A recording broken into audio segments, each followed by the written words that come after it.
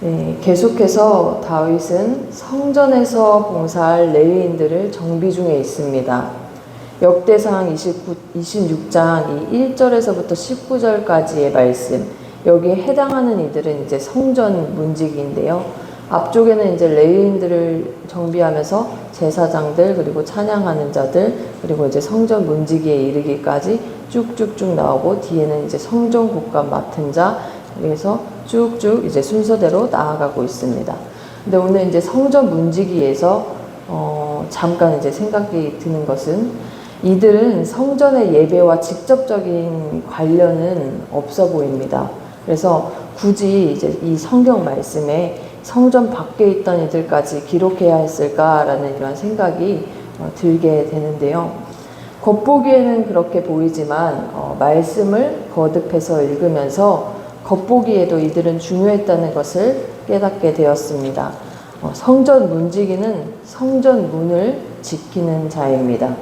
이 직분은 대문과 같은 어떤 특정한 문만을 지킨 것이 아닙니다.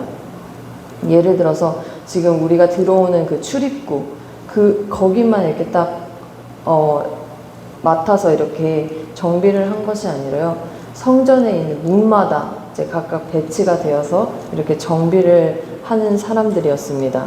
성전 안에 있는 모든 문들, 그리고 우리가 읽은 이 14절부터 12절부터 각 문들에 배치된 이들의 명단이 이제 나오고 있습니다. 그들은 하나님께 예배를 드리러 오는 이들을 인도했고, 성전은 지키는 그 일들을 했습니다. 그래서 무엇을 하기를 원했냐? 최종 목표는 성전의 거룩함을 보존하는 데 힘썼던 것입니다. 당시에는 이제 이방인들의 출입도 제한이 되어 있었고요.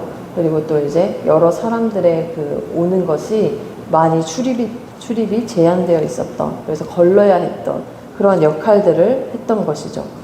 사실 전쟁이 났을 때 성문을 굳게 지켜야지만 승산이 있듯이 그 문을 반드시 지켜야 무너지지 않는 그러한 상황이었습니다. 그리고 이 말씀을 읽으면서 두 가지 말씀이 떠올랐는데요. 먼저는 히브리서 10장 19절입니다. 그러므로 형제들아, 우리가 예수의 피를 힘입어 성소에 들어갈 담력을 얻었나니, 우리 이제 모두는 단번에 들이신 예수 그리스도로 인해서 그분의 피를 힘입어 교회된 성전으로 나아옵니다. 이제는 문 앞에서 이 사람은 됩니다. 이 사람은 안 됩니다. 여기까지만 됩니다. 이러한 제한을 받고 우리가 들어가지는 않잖아요. 모두가 동일하게 예수 그리스도의 그 피를 힘입어서 우리가 성전으로 담대히 나와 하나님께 예배를 드리고 있습니다. 그리고 여기에 이제 더해서 한 가지 말씀이 더 생각이 났는데, 고린도전서 3장 16절 말씀입니다. 너희는 너희가 하나님의 성전인 것과 하나님의 성령이 너희 안에 계시는 것을 알지 못하느냐. 교회의 몸을 이루고 있는 우리가 또한 하나님의 성전인 것을 오늘 말씀을 통해서 기억하기를 원합니다. 그렇다면 우리 자신을 지켜야 하는 것이죠. 날마다 구별된 삶으로 나아가야 하는 것입니다. 우리의 마음을 이 시간 이 말씀을 통하여서, 그리고 오늘 하루를 살아가면서 정돈하길 원합니다. 우리 안에 하나님이 거하신다고 했습니다. 그곳이 곧 하나님의 성전입니다. 또한 그 마음들, 정돈된 그 마음들이 모여서 이 교회된, 이 건물된 성전으로 나와서 우리가 무엇을 하고 있나요? 우리가 그 하나님께 진실한 마음으로 우리의 마음을 드리러 나오는 것입니다. 어떠한 것을 드리려고 나오는 것이 아니라요, 그저 하나님을 사랑하는 그 마음을, 하나님을 찾고자 하는 마음을, 그리고 가난했던 우리의 심령을 가지고 그렇게 갈급하게 하나님께로 나아가고 있습니다. 근데 결코 이것으로 끝이 아니라 삶으로 우리가 이제 성전에서 다시금 나가야 하거든요. 그때 무엇을 가지고 또 우리가 살아낼 수 있을까요? 하나님이 부어주시는 마음을 담아서 살아낼 수 있습니다. 하나님께서 우리에게 먼저 찾아오셔서 그분의 마음을 품게 하시고 우리의 마음이 하나님을 향하도록 계속해서 하고 계세요. 이 마음이 서로에게 닿을 수 있도록 하나님이 우리를 사랑하셨고 우리 또한 하나님을 사랑합니다. 이 마음이 서로서로 연결될 수 있도록 계속해서 하나님은 지도하고 계시죠. 그러니 이 마음 가운데 하나님이 진정 계시다면 우리는 날마다 이 마음의 문을 지키고 파수하고 또 함께 하나님의 그 함께 하심을 알고 또 선포하며 나아가야 하는 것입니다. 잠언 4장 23절 말씀은 이렇게 말씀합니다. 모든 지킬 만한 것 중에 더욱 내 마음을 지키라. 생명의 근원이 이에서 남이니라. 날마다 우리 마음의 문을 지키는 것은 생명의 근원 대신 이 하나님을 찾는 것입니다.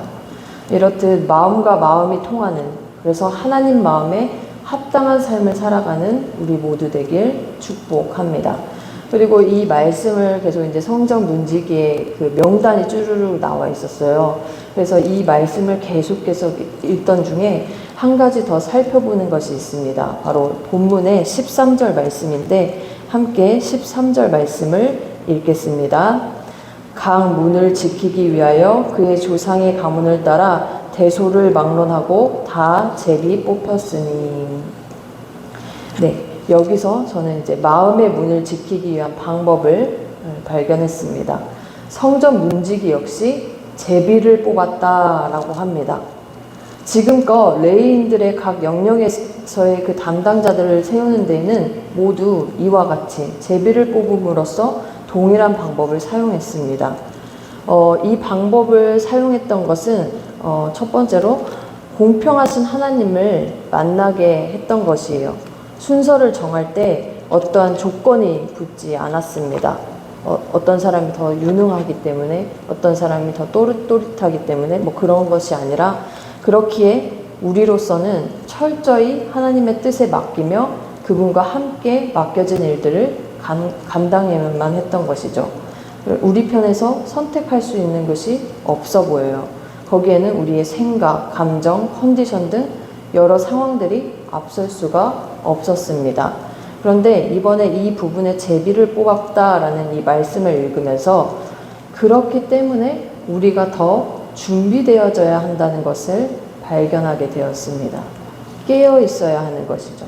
사실 이 제비를 뽑기 이전까지 담당할 순서를 그 누구도 예측할 수가 없었습니다. 그리고 어느 기간을 내가 미리 마음속으로 품어서 그때 내가 열심히 해야지, 그때 잘 감당해야지 이렇게 할 수가 없는 거예요. 그냥 맡겨진 그때 그것이 허락되어짐이 하나님께서 우리로 함께 하실 기회였다라는 것을 생각하면서 그냥 그 삶을 살아내야 하는 것이었습니다. 그때를 살아내려면 몸도 마음도 시간도 모든 것이 항상 하나님을 향해 있어야 합니다. 내가 원하는 시간에만이 아니고요. 사람마다 선호하는 바가 다를 수 있습니다. 작은 예이지만 어떤 이는 더운 때가 좋을 수 있고 그때 더 힘이 날 수 있고 어떤 이는 추울 때가 더 좋을 수 있습니다. 낮이 좋을 수도 있고 밤이 좋을 수도 있고 이렇게 선호하는 그 시간대가 있어요. 그런데 그때에만 그 성문을 지키는 것이 아니라 맡겨진 때, 하나님이 부르신 그때에 그 시간이 내가 원치 않는 시간일지라도 내 때가 아니라고 생각될 때에도 그때에도 우리는 하나님의 일하심을 보며 발맞추어 나아가야 하는 것이었죠. 그러려면 결론적으로는 깨어 있어야 합니다. 내가 원하는 때가 아니라고 퉁명스럽게 불평하며 그 일을 감당하기보다 깨어 있어서 기쁨과 감사가 충만하게 그렇게 하나님을 더 찾고 하나님께 나아가야 했던 것이죠. 맡을 때만 반짝 하나님을 의지하고 아닐 때는 퍼져 있을 수가 없습니다. 그래서 우리는 더욱더 말씀으로 지도함을 받고 기도함으로 분별하면서 깨어 있는지를, 우리의 마음의 문을 잘 지키고 있는지를 오늘도 점검하고 또 점검해야 하는 것이죠. 그렇게 지킨 우리의 마음 문을 통하여서 예배의 장소 곳곳마다 살아나는 역사가 있기를 축복합니다. 그리고 구별되어지기를 축복합니다. 하나님이 거하시는 성전, 그곳은 예수의 생명을 가진 우리가 서 있는 모든 자리입니다. 내가 살기를 원하며 또 가정이 살기를 원하고 교회가 살기를, 학교와 일터가 살아나기를 원합니다. 하나님께서 예배 받으시기 합당한 곳 되기를 축복합니다. 우리의 성전을 지켰던 그 성전 문지기처럼 우리의 마음 가운데 거하시는 그 하나님, 그 성전을 지키기 위하여 우리의 마음 문을 오늘 잘 지키시는 성도 여러분 되기를 소망합니다.